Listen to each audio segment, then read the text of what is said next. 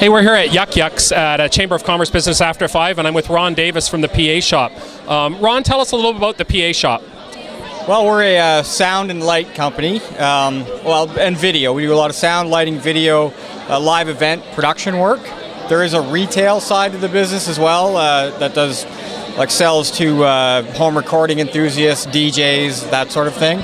They do some installation work, like commercial audio-visual installation.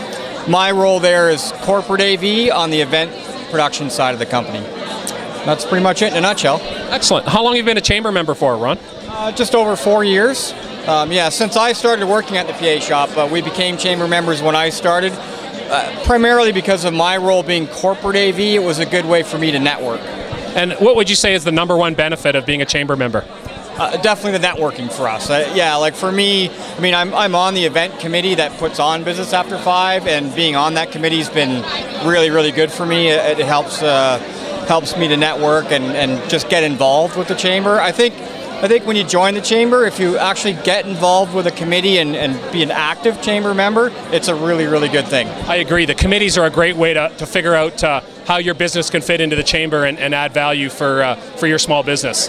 Ron, thank you very much for taking the time today. Thank you. And happy networking. All right, take care. Thank you.